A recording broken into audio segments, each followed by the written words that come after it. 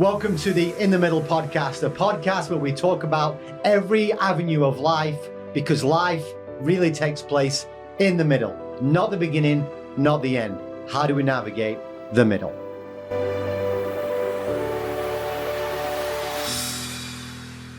Hey, welcome back to In the Middle. Yeah. How are you guys doing? We are back again with another guest. Today I'm excited. This is going to be a good guest today. Yeah, and I want people to know that although you'll think, oh, you're just interviewing him, there's a lot that people don't know. Yeah. A lot. I think he's his own human being. So Absolutely. It's going to be good. Absolutely. All right, introduce our guest, Des. Here you go. I'm going to introduce him. Yeah. He should introduce himself, I think. Okay, go Introduce himself. I've known him longer than he's known himself. That's all I can say. I've known him longer than he's known himself, and yeah, Okay. I'm double his age. Which Well, is his name is disturbing. Aaron. Let's go ahead and start there. Hey. Goodness gracious. Hello, Aaron. Go Nice for it, to Aaron. Goodness gracious. Wow. All right. Thanks for joining the podcast, man. Yeah. All right, let's start this off. Life in the middle. What are you doing currently right now? Right now, I'm the college pastor here at Grace. Okay. I'm 26, 27 in August. I guess I'm still new. Is it still newly married? Not Absolutely. really. Yeah. Not Yeah? even How 2 long years have you yet. been married? I'll be 2 years in like 3 weeks that's from now. newlyweds, dog. I'm Yeah. in the same kind of boat. Okay. Yeah. 2 years married, new dad.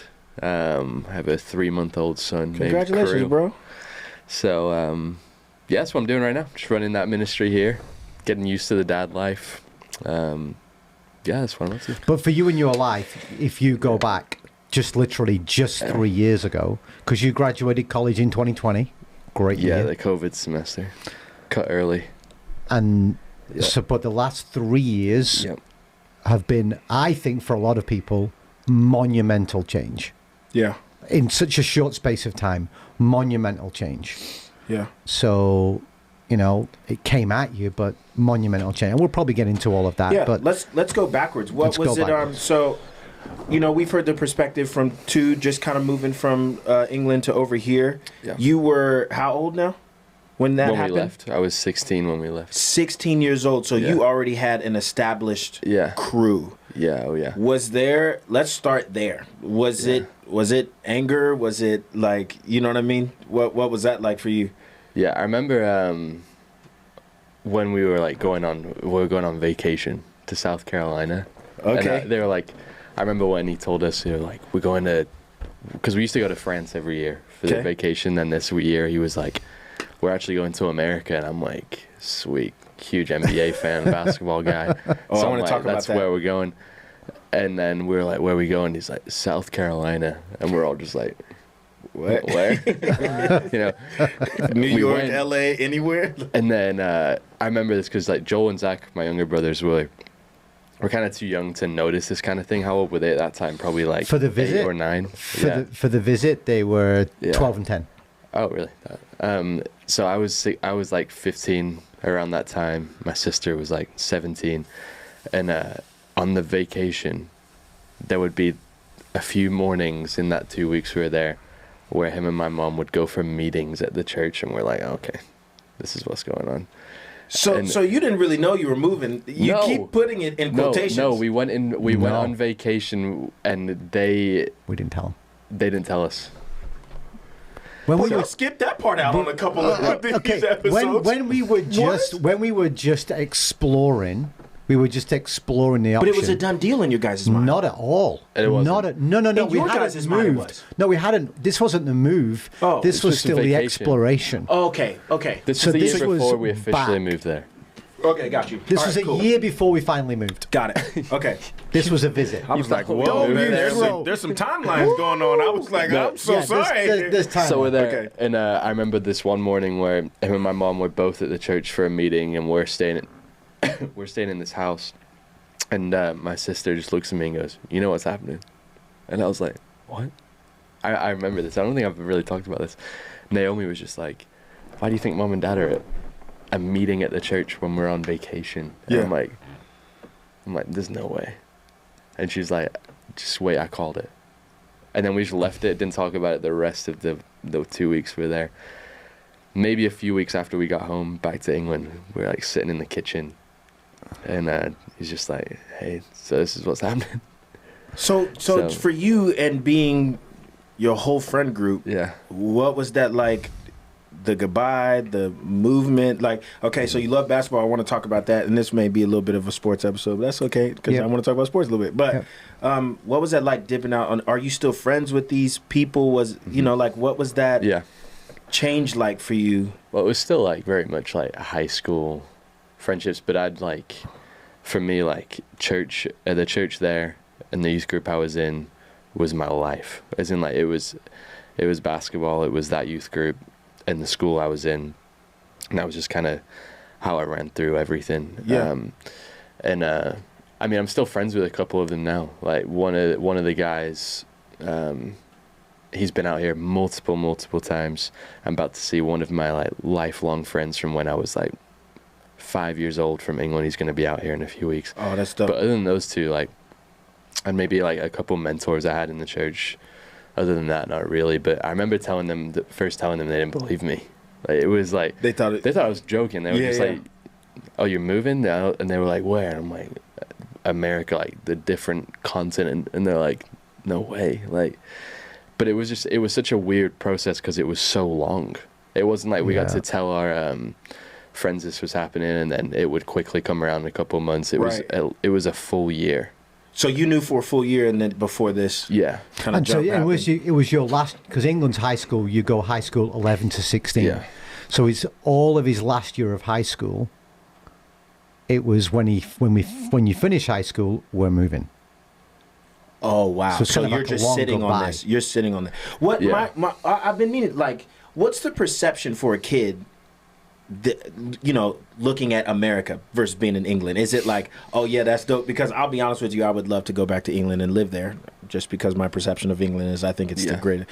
I'll leave that alone. Anyways, that's for another day. But what is perception for England kid looking at America? Is there like, yo, this is dope, or I don't really want to go there? No, it's like, yeah, I want to be there. Okay, and it's especially for the love of basketball. Well, I feel like anywhere where you haven't been or that you're not, you feel like that place could be better than you're at now. Okay. That makes sense. It's just like, yeah. So I'd always dreamt that of being like, oh yeah, like America's this, like basketball would be next level for me there. Like I'll be able to go to NBA games all the time. Like, and but that quickly went away. As in like there was the excitement there for me maybe a week. Okay. And then the rest of that year, it was like, oh, this is actually happening. Like, I'm leaving everything. And everyone. Yeah. Our whole family. Like, everyone in our family was there. Yeah. Yeah, it was really frustrating. Because for me, I knew where we were going, where we were moving in terms of church wasn't going to be anywhere near the same. Yeah. Like, I grew up loving church. Yeah. I never had a moment growing up where I was like, I want out. It was just because everyone in the youth group and everyone who was leaders there, everyone volunteers, everyone was 100% in. Yeah. And then I knew I was going to South Carolina, which quickly I was able to notice like that isn't the case. Like I would be at my first day at high school there. They were like, oh, why'd you move here? Which some girl came up to me on the first day and was like, are you the new kid? I'm like, yeah. And they're like, are you from London or are you from England? I was just like, where am I? Are you from London or England? Yeah. Jeez Louise. Yeah. And and then they would say like, oh, why are you here? And I'm like, my dad's pastor at the church, like literally across the street. Our high school was there, and you could walk one street and it was there. Yeah. And he's a pastor at that church, and they'd be like, oh, I go there. And it would seem that everyone I talked to said, oh, I go to church. So instantly I'm like, this is already way different to how I grew up. Because in England, the only Christian I knew in my whole high school at first was my sister. The only one. What was the faith there then? What was Nothing. Nothing. 1,000 students in that school. 10 believers. Really? Yeah, max. This is England, brother. Max. Post-Christian D-Church. There was a huge Anglican faith. There is Anglican faith, but it's not in young not people. Like that. Not in young people. Okay, all right. Like, so, but for me, what I gained in living in England through that was I felt like I had a natural ability to actually evangelize and invite people. It was like just an instinct for me. in South Carolina that went away. Like, Yo, this is, I mean, I guess I would say this is really wild because I feel like I know you a little bit, but even knowing that now, the way that your college ministry functions now, it all brings it full circle for me. Yes. And how invested they are. It is a product of your... Wow, that's crazy. I want to come back to that later. Okay, let's get into ball. How did you basketball? So you got here. Where'd your love of basketball come from? Yeah, where was that? Yeah. You know, who? Way back. Yeah, Way back. where did that start? Was it MJ? Was it somebody else? I was 8 years old, and it was when he came back from a trip to Chicago. Okay. And he brought me back a box set of DVDs, which had 8. I remember all of them. They were double-sided DVDs. There was 8 of them. And it was all just Michael Jordan film. And, like, I can see... Where'd you get this from? I bought it in Chicago, brother. Okay. I can see the contents page, like, on the screen right now. I'm like, I want to watch that one because that one's 7 minutes long. This clip is about 8 minutes long. Yeah. And, like, I would probably watch them, like, 5 to 6 times a week. And I was just, like, just loved it. Loved watching his highlights. And then I was like, I want to play. And then... parents found me like a club team in England because like school sports in England is nothing like here. In what way? Like if you want to play like sport at a decent level, you have to play it in the club level. And everything must be about football there, which is soccer in America. People, Yes, you say but football. even like school soccer was not a thing. As in like like here where like there's sometimes hundreds of people watching these things like. I mean, high school American football here, there's thousands there. Right. Right. But you might get 3 or 4 people watching. For how big football there is in England, it's not that big in the... So where does the disconnect from the... High gotta school, go to club level. High schools in England don't have specific coaches for each sport. It's like the PE teachers just do it. They For teach every everything. For sport. everything. Yo! So It's like a club level. if you wanted specific coaching, you had to play club fill in the blank sport. Is those coaches got paid or something? Is that what They the were difference mostly was? volunteers. Yeah.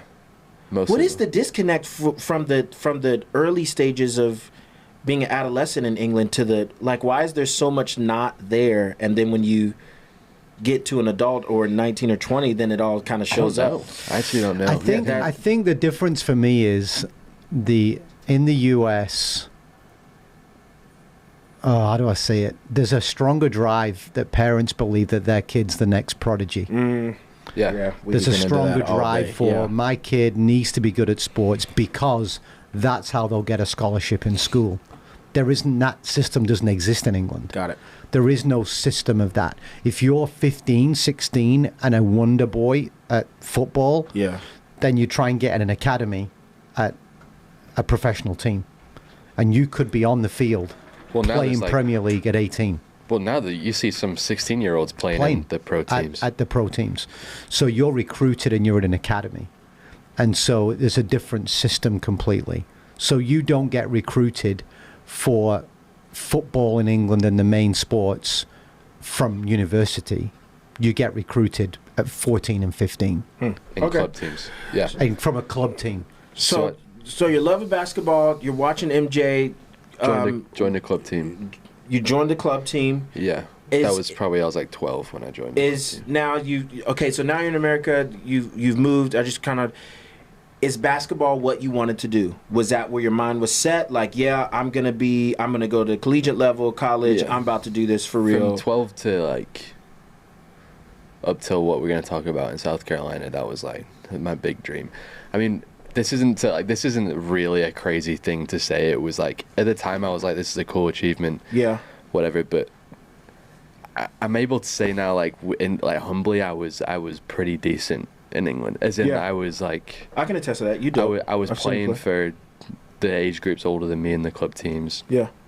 I went to like national team tryouts when I was 14 for the under 16s team. I was getting 1-to-1 coaching like all the time, and it was going really well. And so I was like, maybe like it'd be cool to just play on a high school team in America, because I was like, you see all the videos of high school, like I was constantly on YouTube watching, like, you know, when like high school players like mixtapes was huge. I was like, this is crazy. There's hundreds of people at these high school games. Like, I'll go, and I remember going to tryouts, which was the first shock ever, because I was like, oh, there's 160 people at tryouts right now for JV and varsity.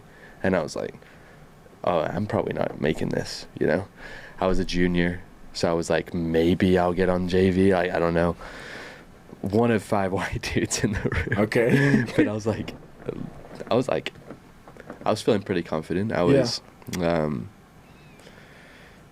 confident in my abilities, and then I made varsity, which she only picked 10 people for that team that year. So you made varsity as a junior.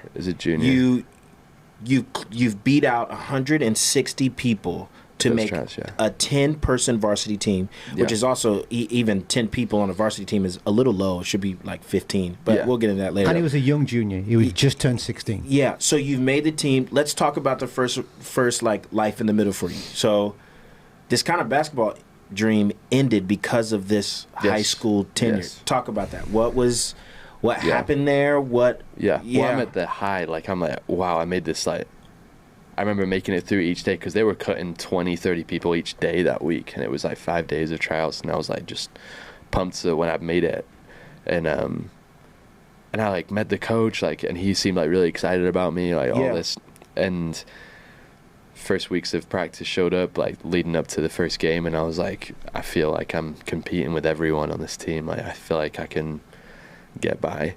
And first game, and there's hundreds of people, and like all the families there. I can like picture it right now. And first quarter ends, and I'm like, oh, I've not been put in yet. And even at the end of the first quarter, I was like, why have I not been played yet? And that was only 1 quarter into the first game ever. Yeah. Are you losing or winning? I don't remember. Okay, go ahead. I'm like,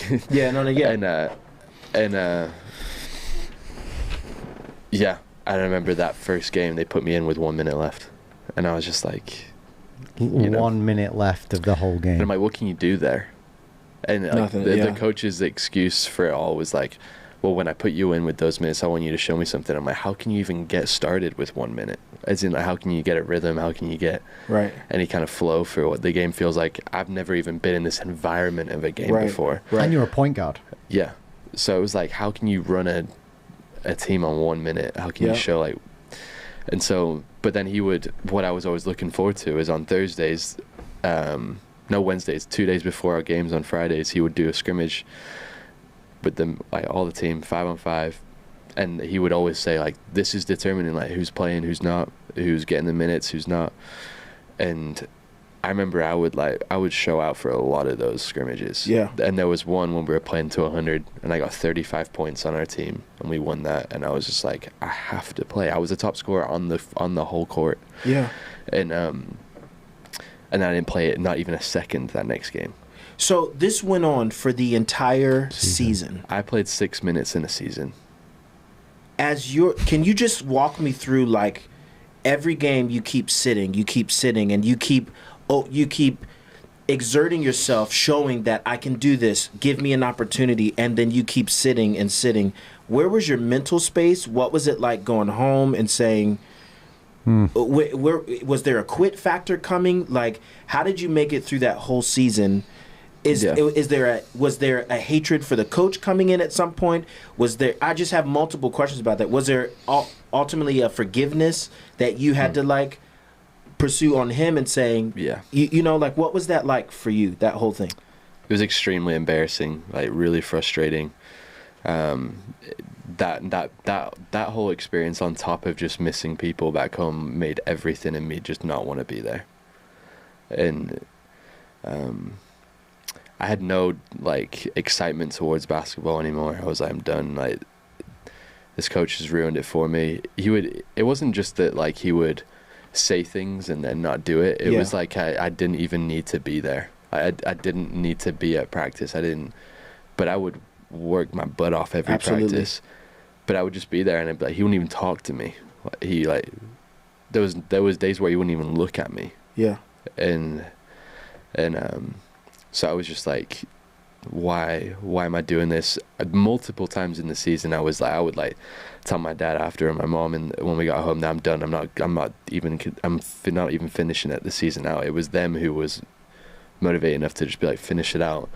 But I was like, I've already decided I'm not playing next year, so I didn't even play my senior year.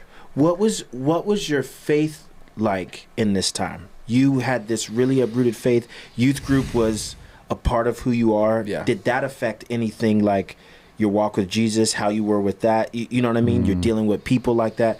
Was there any effects with that? Like, what was the faith like on the other side?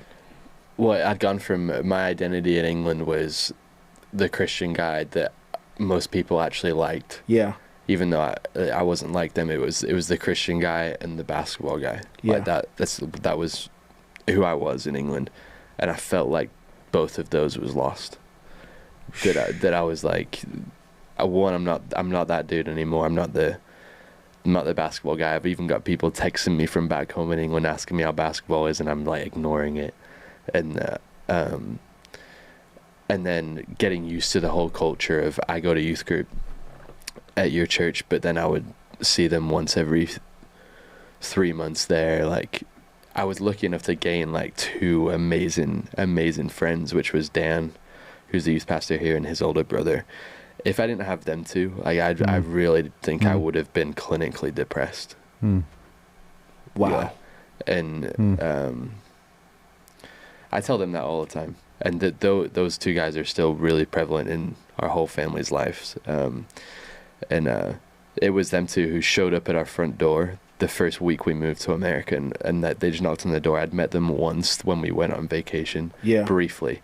They knocked on the door, and they were like, my mom answered, and they were like, "Where's Aaron?" And like, so I came to the door, and they were like, "Come hang out with us." And they just pulled me in their Jeep, and they were just like, "Hey, we're your friends here."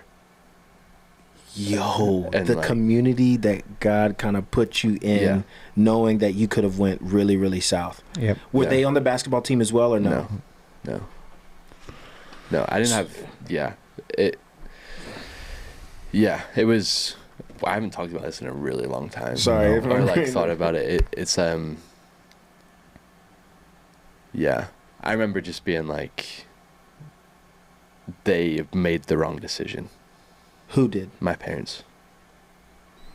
And if you were to speak to my wife about that season, she'd say the same. It was dark.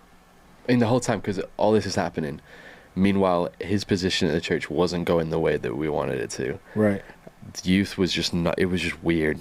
Right. It went from like being like a really all-in youth in England, where like even the leaders like just had my back and everything. I had one guy mentoring me from when I was like 11 years old all the way through till 16 every single week. In England. Yeah. To now, I don't even remember like who my leaders are. Like they were just a revolving door. And so as a high schooler, I was like, I'm going through all this mess with basketball and having no family out here, trying to be an older brother to my younger brothers and they're really sad. Yeah. Trying to hold it for that.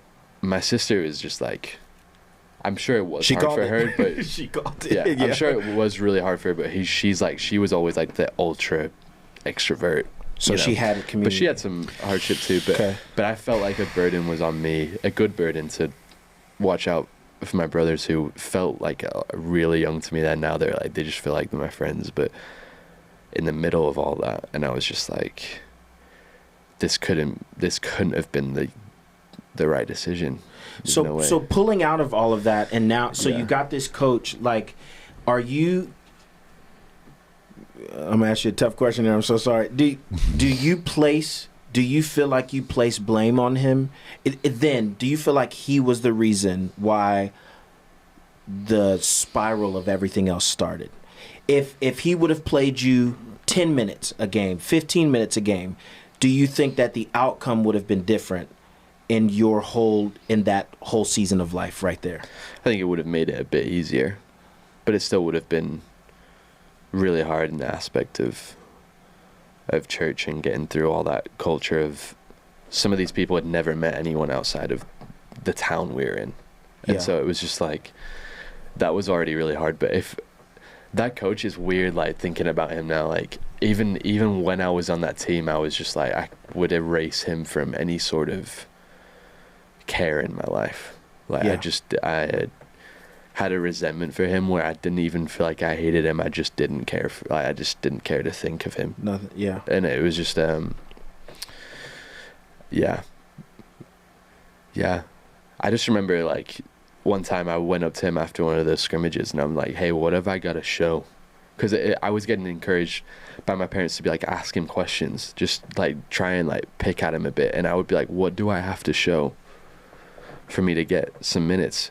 And he would be like, I don't think you can show what I want to see. And I'm like, I was like, what haven't I shown? And he was like, at this point, it doesn't matter what you show me. I've already made my decision with who I play.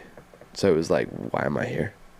Let me go the other way, Aaron. Yeah. For people that are walking through this faith with Jesus and they feel like they are at that place that you were at 16, where they have asked God, or they have asked him for his, and he's not shown up, or he's not shown up in the way that they would like him to, or they have gone to community. Nothing's going right for them. You as a pastor now, how would you guide them through what you were going through as a 15-year-old? How would you guide a person through that life in the middle of, I'm doing everything that I can to show that I want to be present here, but it's just not working?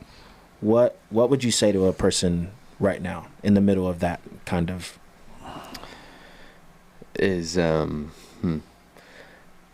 I really mean it. I think the only reason I got through that first year, 2 years, and in that was because of two friends.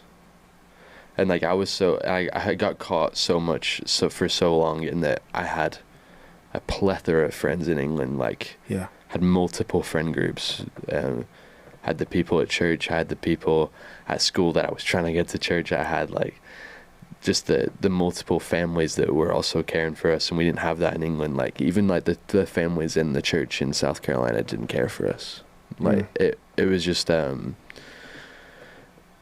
but what I was like clinging to was, but I have two friends who I know actually care for me. And it wasn't, and because for a long time I felt like people wanted to be friends with me because it was like, oh, it's the new kid, guy, he's British, he's got an accent, like but yeah, Nate and Dan, I was like, I remember telling them once, I'm like, I don't want to be here. We need to move back if this doesn't work out. And I remember Nate saying to me, he was just like, yeah, but you have me here. And I was like, what do you mean? He was like, you have something. And he was like, just keep doing what you're doing. And so I feel like with people who are in that phase of like, oh, I've got nothing, you probably have something. And it's like investing everything into that something, and then it will last. And those friendships have lasted. I was in both their weddings. Nate was my best man in my wedding. He was in my youngest brother's wedding. Like Nate and Dan were not just invested in me. They saw what the burden I had with my younger brothers, and they helped me with that too. Yeah. That's right. Yeah. Wow. Deep. Yeah. Yeah. Sorry, I'm just sitting on that for a minute. There's, I'm learning a lot right now. Yeah. This is crazy. What does it look like to really, really be a friend? I don't think Nate and Dan were friends. They were brothers. And they had no reason to be. Do you know what I mean? Did nothing. It was just, we're going to make this decision. We're going to commit. And they demonstrated it, and it didn't let up. And this is 10 years ago. And now those guys are an intrinsic part of our family's life. Yeah. So they did it.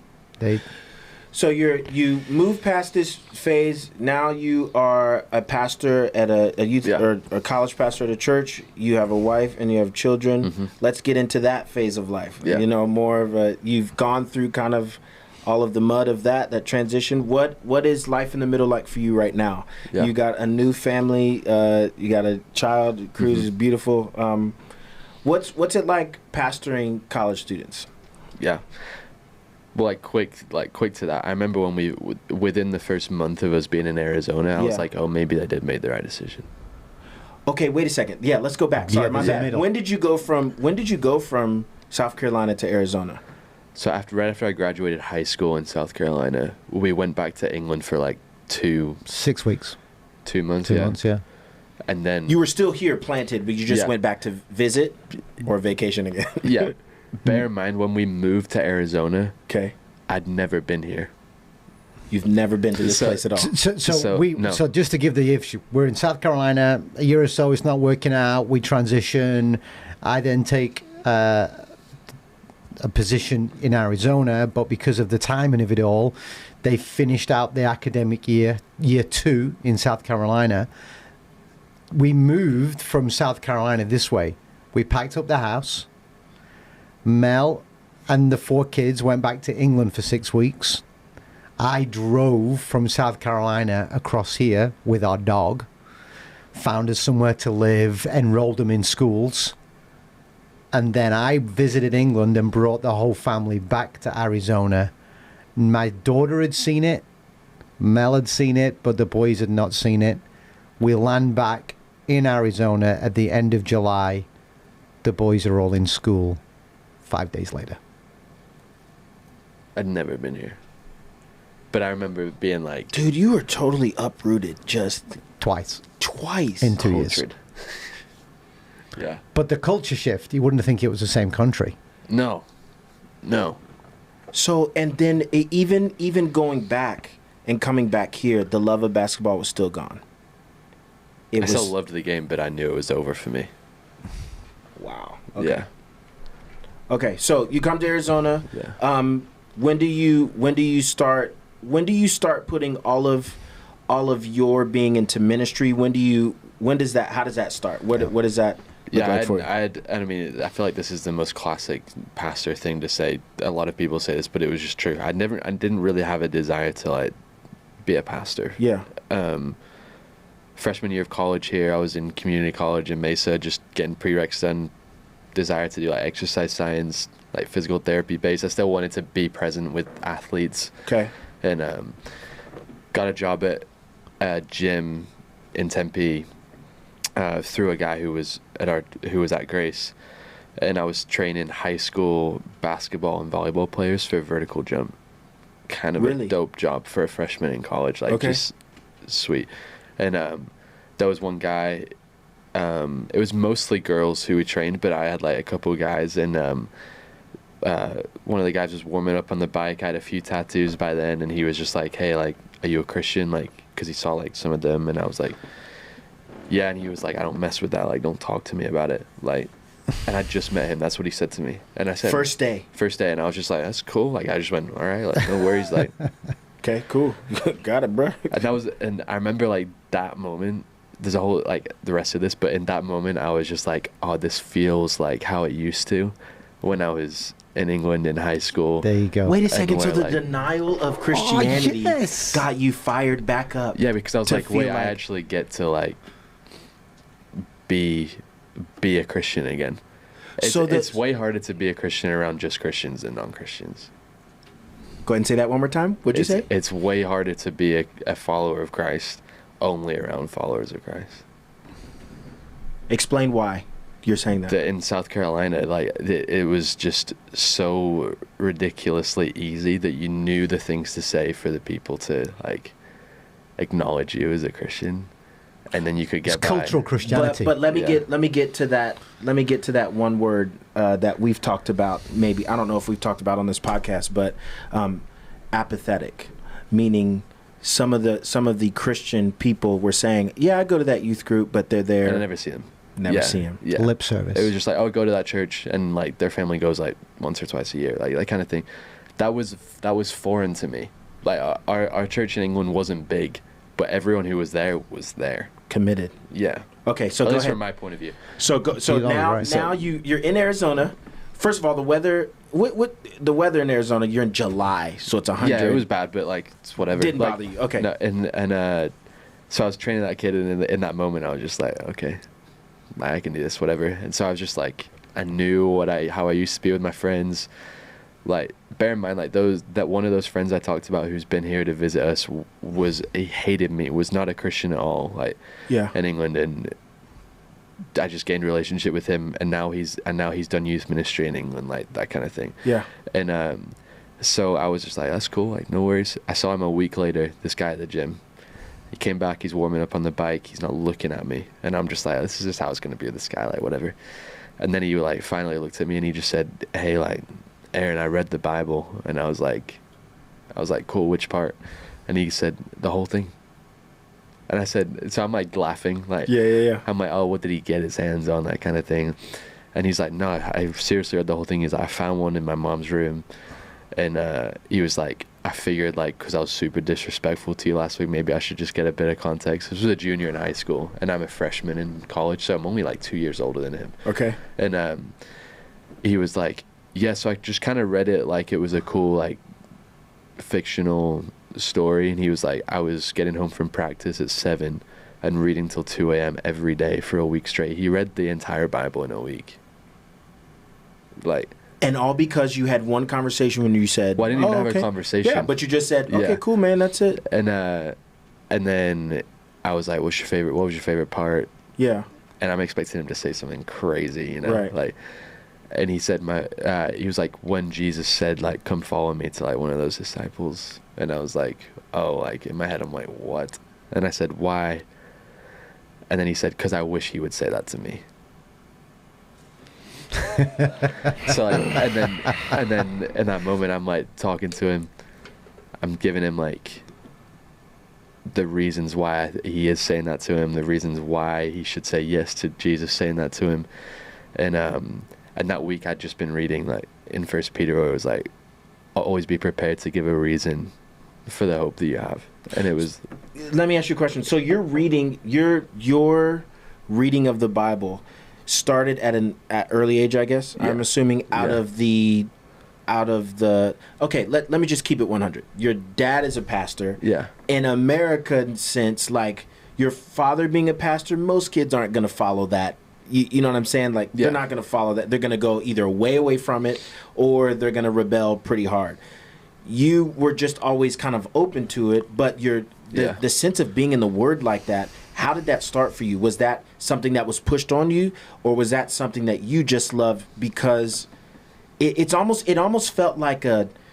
feels like, hey, I'm not going to forcefully turn you to Jesus, but I'm going to be knowledgeable enough to stand here when you come ask me that I'm going to be ready at any point. Yeah. Is that like yeah. Okay. I don't think I had a rebellious face to Christianity because my parents didn't raise us in a way that was it's this way or the highway. You were free to make your choice. And they encouraged us to be friends with people who weren't like us.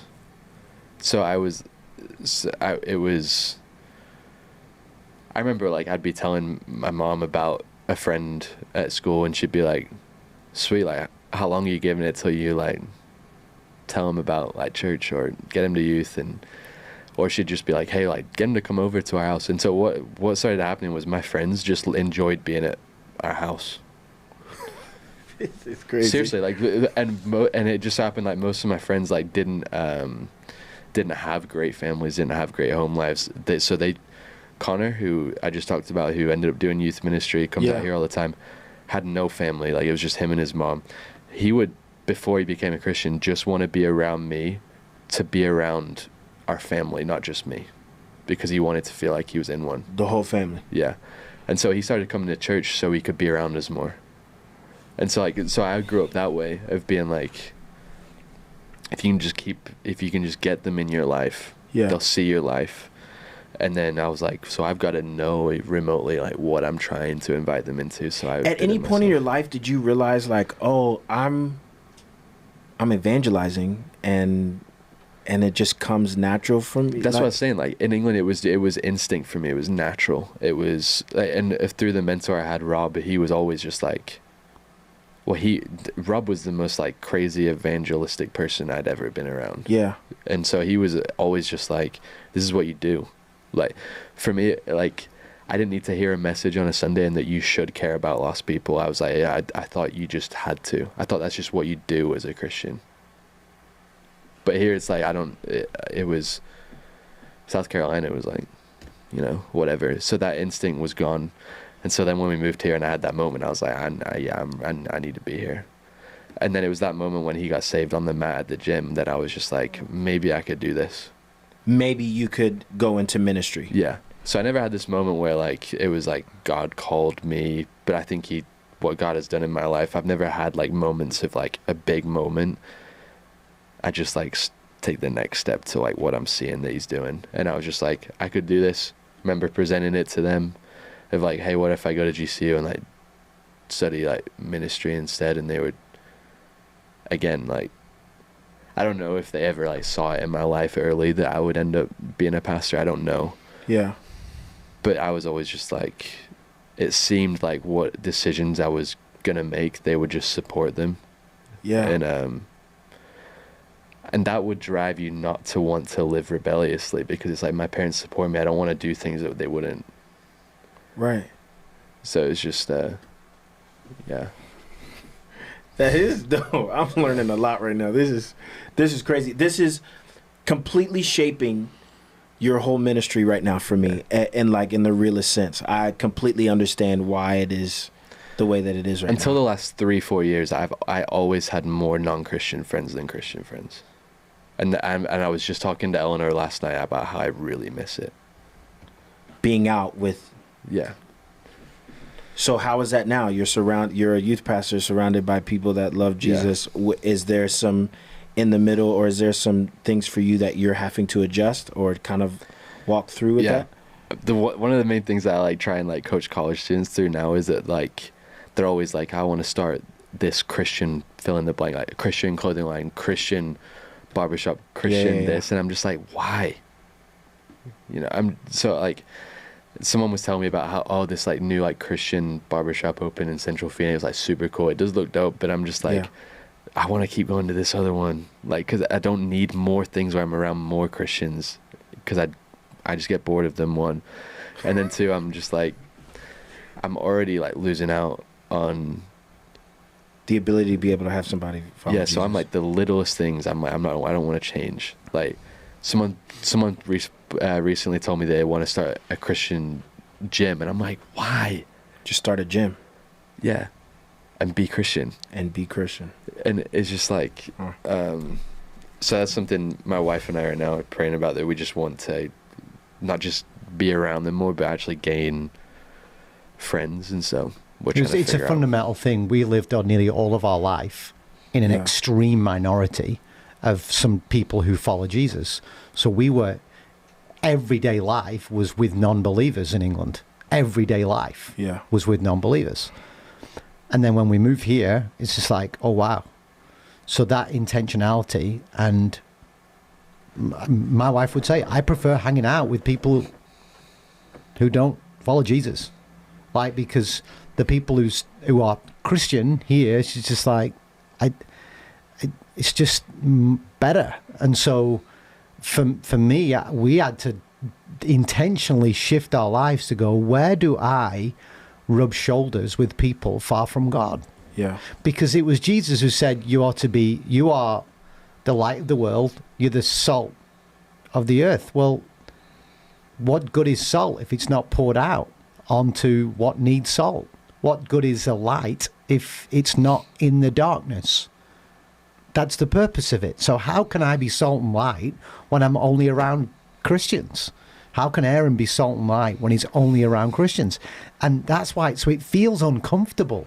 It feels uncomfortable. So it's a really, an American term, probably a bold statement for Christianity. You know what I mean? To say that, but it's not. But it's also not. It seems like that's what we should do. That's what he showed us. But to say that, you know what I mean? It just Aaron never went on an evangelism course. Right. Here's how you're going to reach the world. Right. Just like follow Jesus and follow Jesus in every sphere of your life. Yeah, it was my mentor Rob in England who was always like, when we would meet and like we just chat, and he'd be like, "Who are you friends with right now?" I'd be telling him. He never once told me, never, that you need to find more Christian friends ever. He would always just try and coach me how to stay one with those people. But a lot of advice here now is like, oh, I'm struggling like with this, and they're like, you need more Christian community. It's like, if you've got enough, if you've got the right ones, you have enough. So for you, let's look at this. So for you, someone struggling with a issue. Yeah. They have a friend that is blah, blah, blah, very, very close to, have known since childhood, not necessarily in the right set of things. Okay. They have a newfound friend who is lukewarm in the Bible, kind of in and out of church, blah, blah, blah. You would encourage them to still seek counsel from their friends, Yeah. rather than go to counsel of a church. Yeah, we had Why? to, a few ASU students were talking to my wife and I at the last Unified a few weeks ago. Unified is the college ministry, if you don't know. And they were like, hey, we've just became believers like in the last like 6 months. We're trying to leave like all this life, and so like we haven't seen like all these friends in 3 to 4 months. And Eleanor was the first one to be like, don't leave them. Like, you don't have to just go boom, boom, like now I'm in this new thing.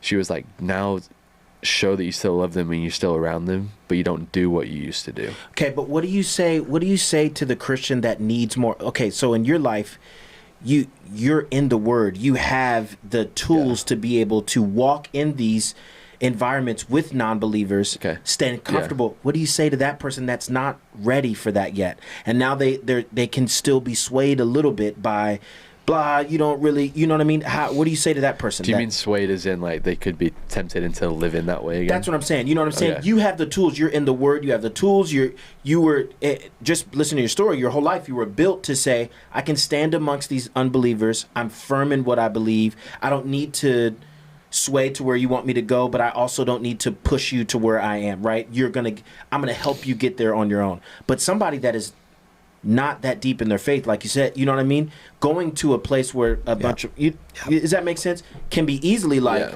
nah, you don't need this. I can show you why. And if they got more tools in their, you know what I mean? How do you help them with that? Like, how do you tell a person, hey, maybe you need to seek this counsel over here before going back to this place of, I'm just playing a little devil's advocate right now, if that makes sense. Does that make sense? You understand what I'm saying? Yeah. Yeah. That's where I'd be like, yeah, make sure you have your firm friendships in people who are following Christ.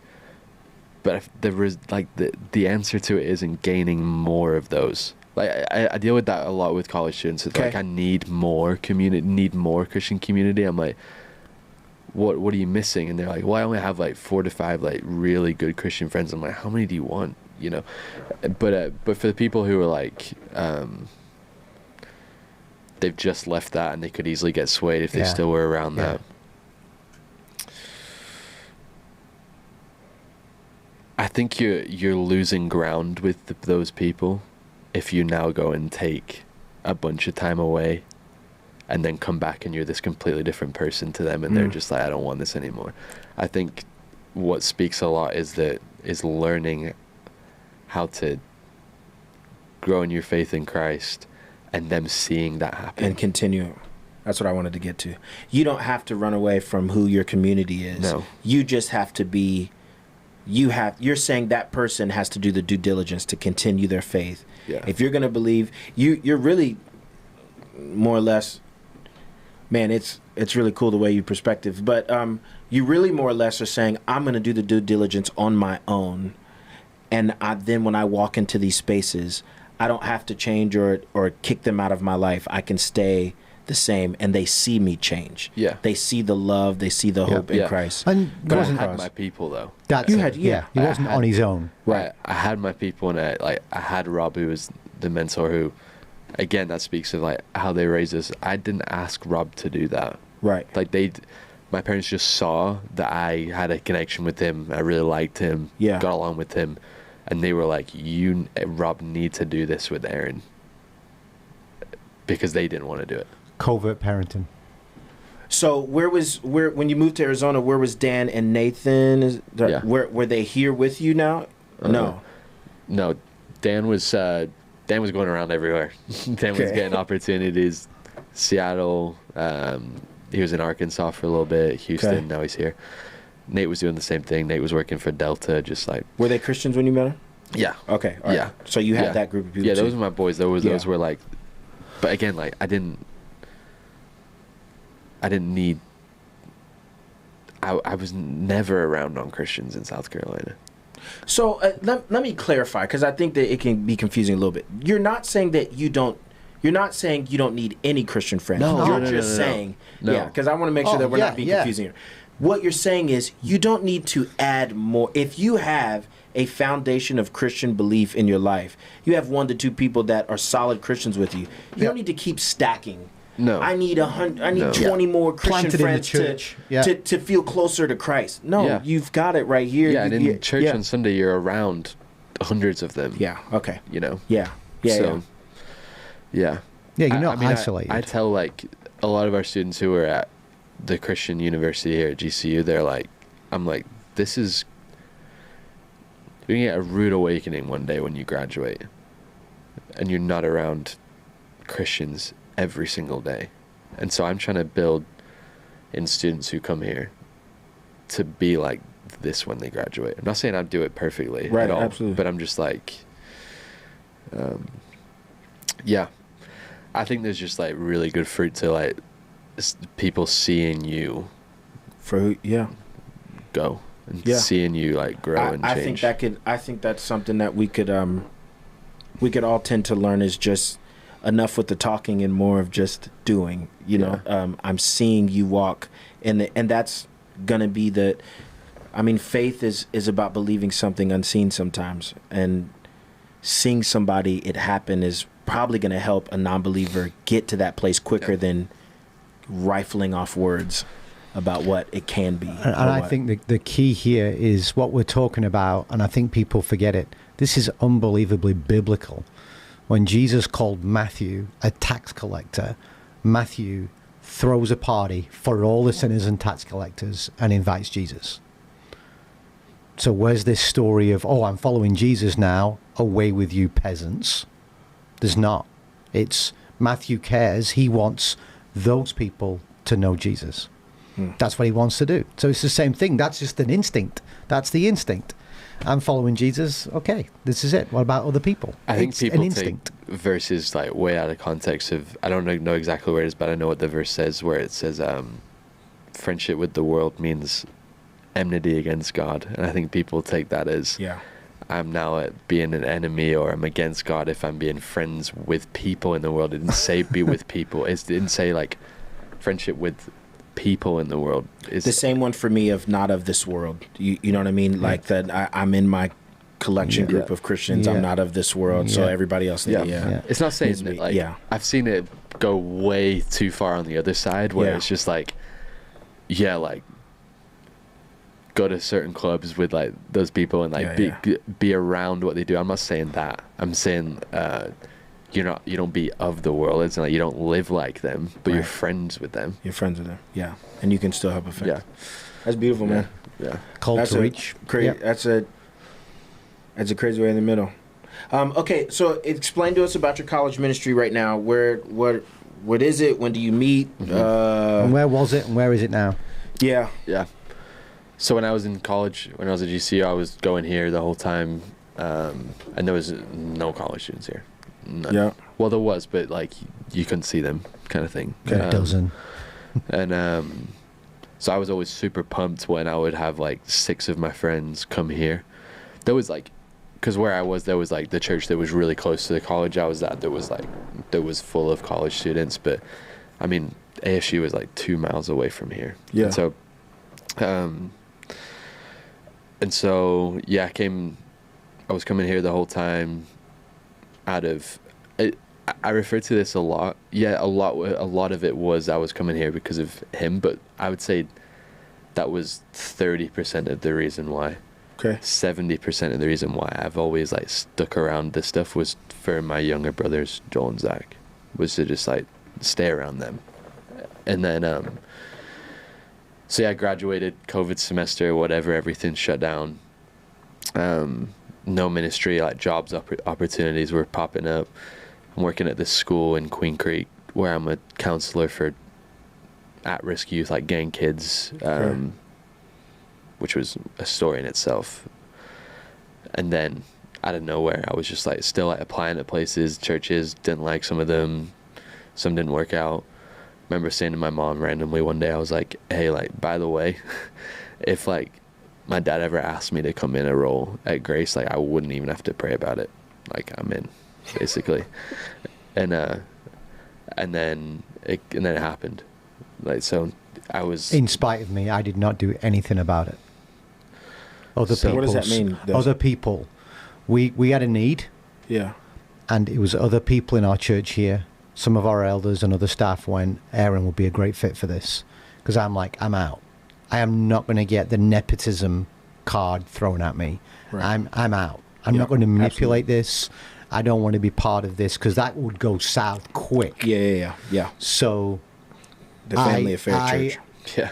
and that wasn't easy because, you know, if there's some anything, I was probably a little bit biased the wrong way Yeah. because I didn't want people to think that I just.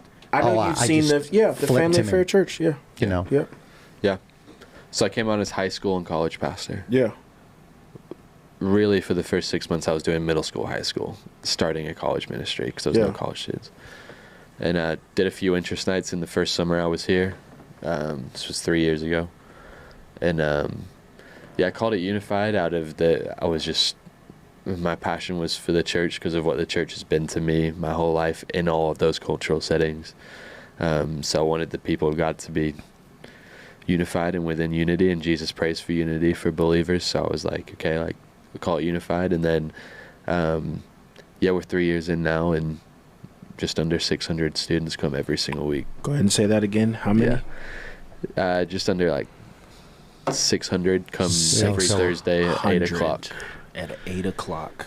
Yeah, on a Thursday. So if you are a college student, And they're here on a Sunday as well. and all they come on a Sundays. Sunday, you are a college student at ASU, GCU, where else? Community colleges. Community all around. colleges. UAT. Yeah. You do not need to be a Christian to come. Or if you're just college age, you don't need to be in school. You don't need to be in school. 18 to 24, But I 25. think the biggest thing I kind of just want to reach out to is that this isn't a club here. You don't need to be a Christian to come hang with Aaron and get to know what's happening in his life and you be affected by that. I think that is amazing. Mm-hmm. You do not need to be a part of this club. There is no club here. Aaron accepts all. That's dope. That's crazy. I love it. Okay. You've been so quiet over there. Is there anything? This is the quietest podcast you've been a part of. I may be quiet. Is the but nepotism still happening? My brain is ticking over. But I don't want wanted me it to here. be a fresh. You know what I mean? I wanted this to be a fresh conversation with you and him rather than me. I can go down all kinds of holes with this guy's story in life, but that's not, that's kind of Yeah. Well, I not authentic. appreciate you, Aaron. I got a lot of respect for you, homie. And I'm being serious. We don't need to go into all details. I mean, I've known you, but this has like opened some real eyes for me, and we're a lot like each other. So, it's the whole reason why I have a studio in a church. And the little point, thing man. here to go full circle, Yeah. like, Aaron, your passion for playing basketball was killed. Yeah. Yeah. Still love for the game, and now you just have that pleasure of bowling with guys every weekend. I'll still and give anyone the work, honestly. You've had it. You've been giving it. He hasn't had it. You've I think been he came giving from it. South Carolina playing with Pat Beverly or something. I don't know who he's playing with. Okay, so for this episode, let's ask a couple questions. We always ask Here the we top go. 3 favorite movies, and then we will do the top 3 players in basketball. History or right now? Let's go right now, because Players? I'd like to argue with you at some point. But let's go to top 3 movies first. You probably know his. Please don't tell. Oh my gosh, go Come ahead. on. Tell me your top 3 movies. Let's start with number 3. I say I just have 3. They're not in order. That's fine. Like, number they're 3. just like my 3 favorite. I'll say Troy.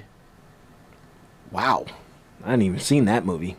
But My wow. boys have seen that about 1,400 Wow, times. Troy? Yeah, Brad Pitt. Yeah, no, I Yeah. know it. Orlando Wow. Bloom. Okay, go ahead. Next one. Yeah. Coach Carter. Oh my gosh, yeah. Basketball movie. You've seen Coach Carter. Oh, right? Okay. many We times. can- Great we movie. can relate to Coach Carter. Carter's Okay. in my top Yeah. 10. Yeah. Samuel Did you cry Jackson. during Coach Carter? Yeah, I have Okay, me too. multiple Me times. too. Me too. Yeah. All right, cool. Go ahead. Yeah. Next one. And then Star Wars: Revenge of the Sith. I'm surprised that didn't come from you. Yeah, Star Wars, all 3 of the Star Wars movies are in my top 10. Just not my top 3. Star The Wars. one I just said wouldn't be in his top 10 though. Wait. Star Oh, Wars it's- over Star Trek. Real Oh, quickly, forget it. why? I've never seen Real Star quickly, Trek. why? I've never seen it. You've never seen it. No No. opinion. Okay. I've always wanted to get into that. Like, what's the difference? Why? I've never seen it. Okay. No. Lastly, top 3 players right now. In the league right now. In the league right now, starting with number 3. Let's just go ahead down the line. Des, you want to get in this or no? Wow. This season's been really weird because it's been this season of the young guys overtaking the old Yeah, guys. top 3 right now. So, Give me Right number now. 3. so right then, now, we'll get to it. so Oh. I think looking at it right now, Number 3. I think Ant at the Timberwolves is something Number 3? In the league right now, yeah. in I the would league say right two. now. Yeah. You saying number 3, Anthony Edwards? No, I'd say it's 2. I'd say number 3 is Shea Gilgeous-Alexander. Absolutely not. Okay, that's it. I'll give Ant number 2. I will These give are you that these 3 are like the 3 best right now. Like the right now.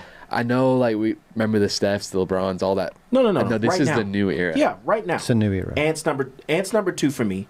Number 3, I'm still gonna give Jokic his I flowers. was gonna give I'm him. so sorry. I was gonna give him number 1. No, I'm giving. I'm still with Jokic at 1. I'm still at 1. He's the because best right now. he's still there for me. He's the best right now. I'm not Okay, an well, I guess expert. I'm the hot take. But we can talk about I guess I'm the hot the take top because 3 of all time. No, we're not going to get into that. We ain't got all that time for this episode. But my number 1 is going to be Jason Tatum. So sorry. I was going to put that's Tatum fair. at 2. That's fair. Jason Tatum number 1. So sorry. fair. They're going to go Tatum ahead. at four. 2. They're going to go ahead and Four. win. But we'll see when But this we're close. goes out. At least we're close. Yeah. When We this all in the goes same out, area. maybe we'll have seen that. Yeah. Maybe okay. Devin Booker's my favorite player, though. Just Why? to watch. To watch. I just like his Oh. game. Super smooth. Let's not talk about the Suns right now. No, I don't. No, I'm no, yeah, hurt. we don't Get talk into about them. I'm but hurt. Blow I 'em like watching him. the I'm most. hurt. Anyways, hey, thanks for joining us this episode. This is the quietest Des has ever been on this podcast. But I'm saving my words. Don't Yeah. you worry. I'm saving my words. They will come back. Thank you for joining us, Aaron. Seriously, man. Thanks for joining the episode. Yeah. This is crazy. Yeah. that was I haven't nuts. been able to talk about this in a long time. Yeah, that So, was really it's cool. awesome to hear from you. We will see you next week. Man, we're getting close to the end. This has been a lot of great Season guests. 2, yeah, we're doing well. Doing good. All right. We'll talk to you guys later. Great. Take care. See ya. Bye.